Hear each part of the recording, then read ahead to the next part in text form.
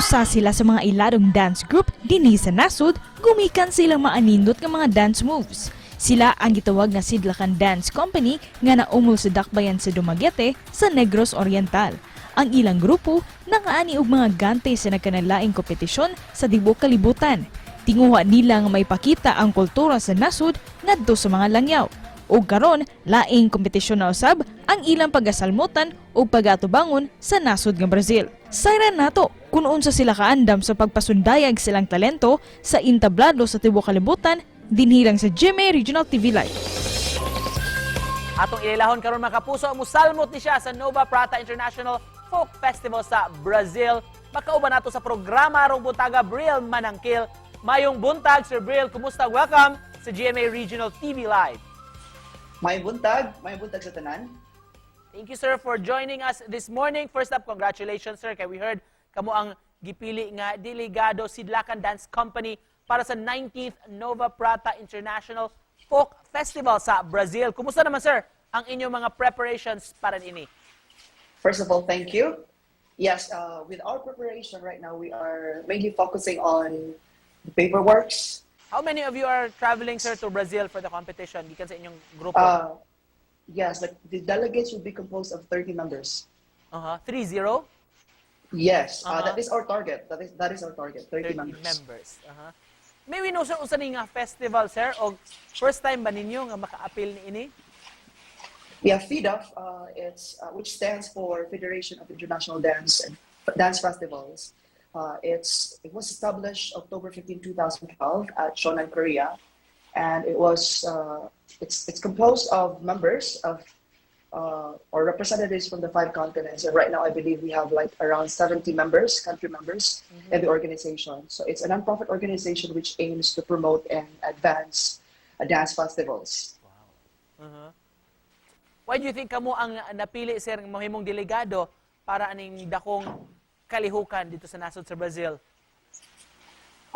Well, I'm not really sure of that, but I guess the organization, when we submitted our application, we have to submit them photos, videos, and recent performances. So perhaps they saw potential in us. So they chose us to represent Philippines for the festival. Wow. Kinsa man nga mga countries, sir, ang mo participate o mahimong competitor sa ninyo sa maong festival? Lucky enough, because as I mentioned earlier, there are like 70 members in the organization, country members, and Brazil only chose 9 countries for the competition or for the championship. And right now, we really don't have an idea of what are those countries that we'll be competing with. Sir Bril, at this time, may we know, sir, mahitungod aning inyong grupo, ang inyong dance company, anong naumol ni siya, saan may kadugay, sir, ang Sidlakan, o kanang, unsa may katuyuan ninyo ni sir, sa inyong pag-organize ng mga grupo? The dance company has a unique startup because it started as a healthy dance group, which is primarily composed of members aging 30 and above.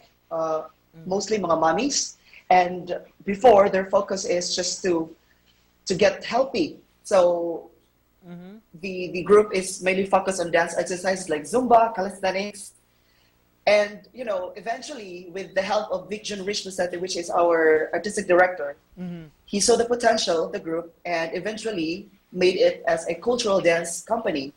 Sir Bril, so far sa dance company, kumusta naman ang mga competitions yung naapilan previously? O may mga nadagaan sa ninyo, sir? Asa mo naabot na? Yes, Sidlakan Dance Company have been bringing pride and honor to the country since we were established 2012.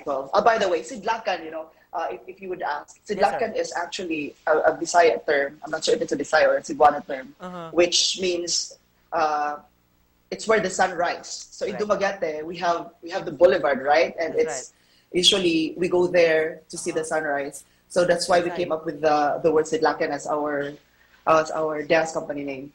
So talking about the competitions or the recent participation that we had, in the year 2018, we won the championship title during the 2018 IYF, which was held in South Korea. And in 2019, we were the sole representative of the Philippines for the horticultural exposition that was held in Beijing, China. And we have been the consistent invited dance company. Siguro dahil mga interesado nga musuporta sa inyong grupo, labi na inyong umaabot inyong endeavor, sir. Yes, tanan nga nagpaminaw karon o nagtanaw. Hopefully, you could, help us with our goals and our purpose, which is to participate in the 19th Nova Prata Festival in Brazil. So we are actually seeking financial support, as the delegate is composed of average earning individuals and mostly students. So we would really be needing your help in terms of financial support. So if you would like to share your blessings for those who have generous hearts, you can actually visit our page, which is Sidlakan Dance Company. And just to close this conversation, Sir Bril, may message ni mga abot, ipaabot sa itong mga viewers karon. Yes, well, katong mga viewers nato karon who are into dancing, you can actually dance as to what age o gusto ka diya bata baka or gulang baka, because like I've mentioned, the dance company is composed of various people, not just students. They're also employed, unemployed, out of school youth. Mga mommies are with us. So you are, walay gipili. You can dance if you want. Sir Bril, thank you so much for joining us this morning, sir, ha? Salamat sa pagpaambit sa inyong Thank you, talento, sir. of course, sa inyong advocacy sa grupo. Bril Mananquil, mga kapuso. Thank you, sir.